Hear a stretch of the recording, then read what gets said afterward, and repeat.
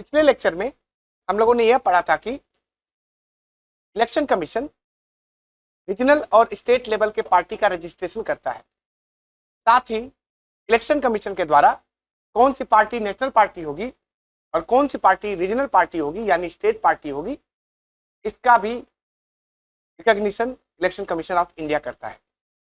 तो चलिए डिटेल में समझते हैं कि क्या क्या क्राइटेरिया हैं जिनके आधार पे कोई नेशनल पार्टी बनता है या रीजनल पार्टी बनता है।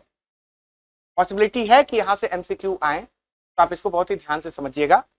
तो अगर हम वर्तमान की कंडीशन को देखें तो वर्तमान में कितनी नेशनल पार्टीज हैं? तो 9 नेशनल पार्टी है। कौन कौन सी नेशनल पार्टी है? तो Bharatiya Janata Party, Communist Party of India, Communist Party of India Marxist, Indian National Congress, Nationalist Congress Party, National People's Party, All India Trinamool Congress, Bahujan Samaj Party और आम आदमी पार्टी। ये बहुत इंपॉर्टेंट है कि इस साल आम आदमी पार्टी को यानी आपको नेशनल पार्टी का दर्जा दिया गया है।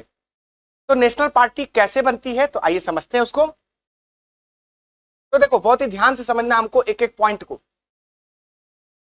इट इज रिकॉग्नाइज्ड इन 4 और मोर स्टेट्स, यानी कि यह 4 या अधिक राज्यों में मान्यता प्राप्त है। इसका क्या मतलब हुआ, आगे देखते हैं कि मान लो कोई पार्टी है, अगर वो 4 स्टेट्स में 4 राज्यों में स्टेट पार्टी के रूप में जानी जाती है, जैसे उत्तर प्रदेश में स्टेट पार्टी होगी, मध्य प्रदेश में हो गई, दिल्ली में हो गई, गुजरात में हो गई, ऐसे 4 राज्यों में अगर उसको स्टेट पार्टी का दर्जा प्राप्त है तो उसको नेशनल पार्टी बना दिया जाएगा। ये बात याद रखिएगा। आई होप कि आपको ये समझ में आ गया होगा। तो पहला कंडीशन समझ में आ गया। अब या तो ये हो, ये सब या हैं, या तो ये हो या तो ये हो या तो ये हो। दूसरी कंडीशन क्या है?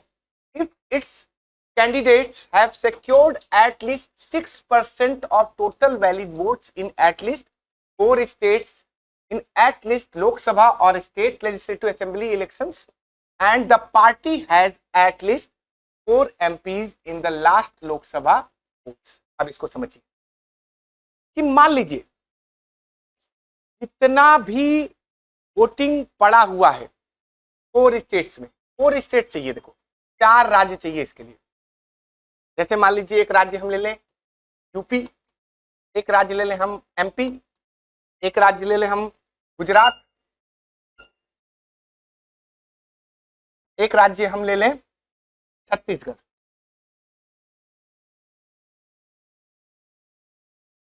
तो मान लीजिए इन 4 राज्यों के इलेक्शन में, चाहे वो लोकसभा का इलेक्शन हो चाहे वो राज्यों के विधानसभा का इलेक्शन हो, दोनों इलेक्शन में से इन 4 राज्यों में अगर टोटल पड़े हुए वोट का 6% कोई पार्टी लाती है, टोटल पड़े हुए वोट का 6% अगर पार्टी लाती है, यहां पर यह याद रखना कि किसी एक राज्य में नहीं 6% चाहिए, 4 राज्यों में 6% चाहिए और साथ में 4 लोकसभा के मेंबर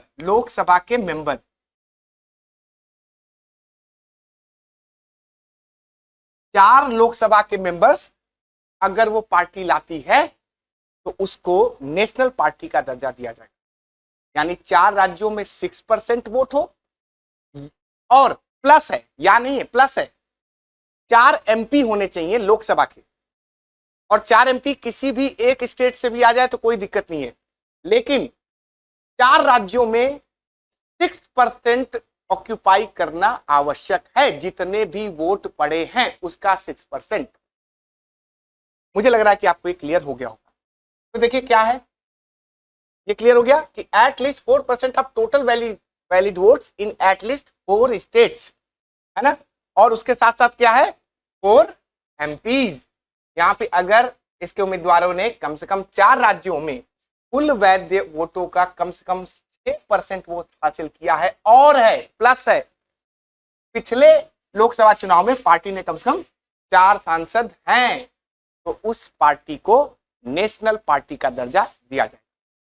अब तीसरा जो क्राइटेरिया है उसको समझिए, if it has won at least 2% of total seats in Lok Sabha from at least 3 states. अब देखो ये क्या कहता है कि 3 स्टेट में, 3 स्टेट्स में, 3 स्टेट्स में लाना है, यानी किसी एक स्टेट में आपको 2% लोकसभा का सीट नहीं लाना है।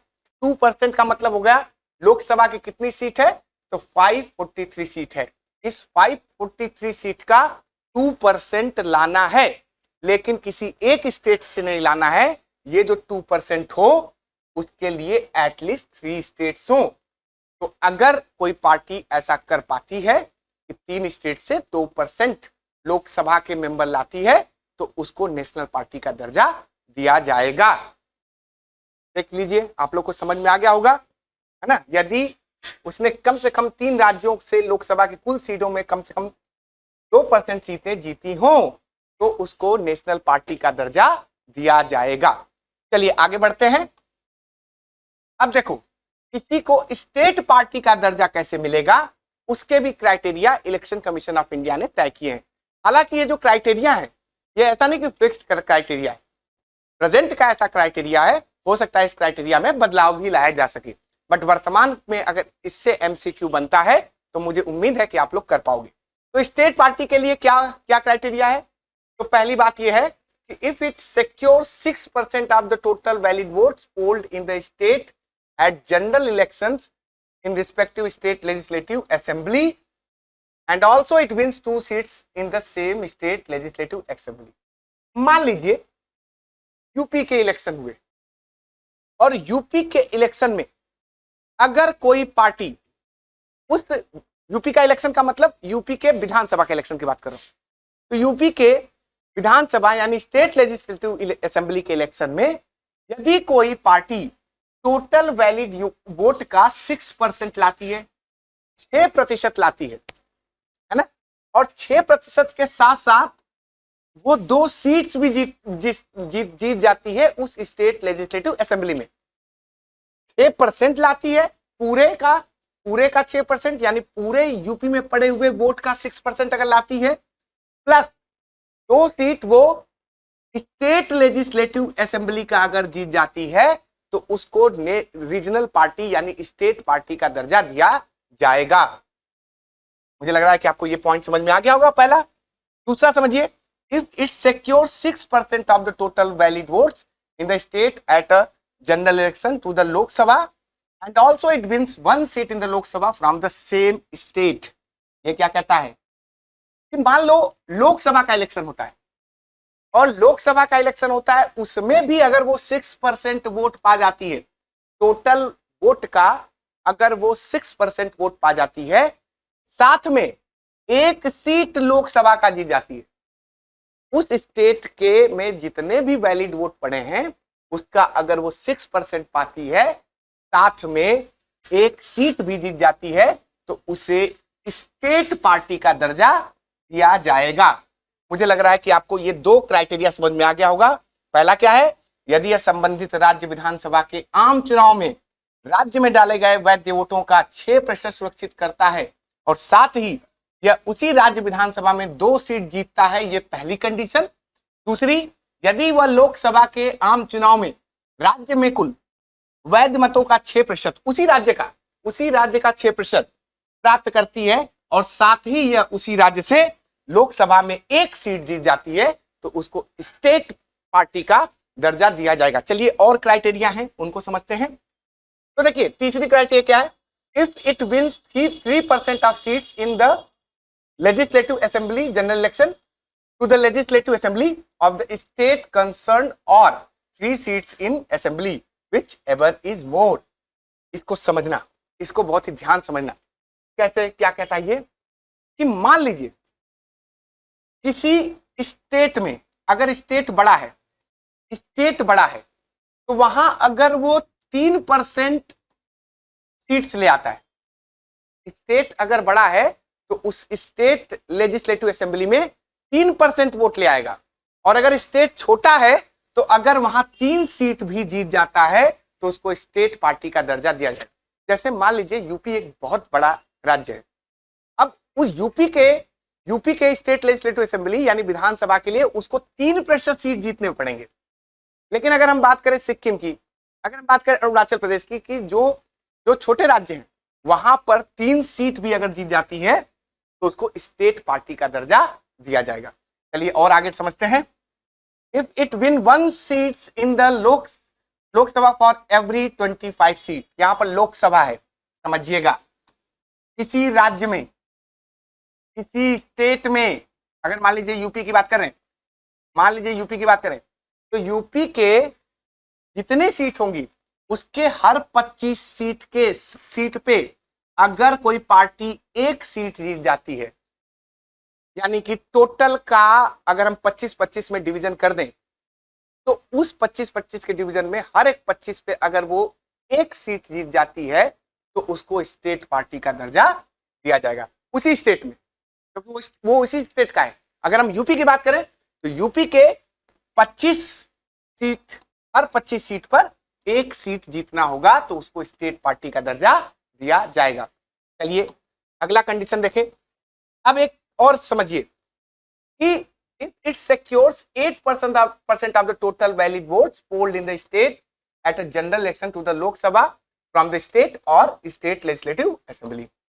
समझिएगा, अगर कोई पार्टी, चाहे वो लोकसभा का इलेक्शन हो चाहे वो राज्यों के विधानसभा के इलेक्शन है, तो उस राज्य में अगर वो टोटल वैलिड वोट का 8% सिक्योर कर लेती है तो उसको स्टेट पार्टी का दर्जा दे दिया जाएगा।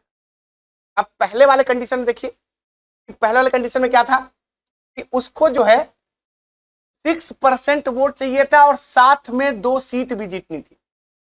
इस वाले कंडीशन में अगर आप सिर्फ 8% वोट लाते हैं तो आपको स्टेट पार्टी का दर्जा दे दिया जाएगा। मुझे लग रहा है कि आपको समझ में आ गया होगा कि कैसे एक स्टेट पार्टी का दर्जा मिलता है और कैसे नेशनल पार्टी का दर्जा मिलता है। तो इसी तरह से आगे और भी लेक्चर हम ले आएंगे, बने रहिए हमारे साथ। नमस्कार।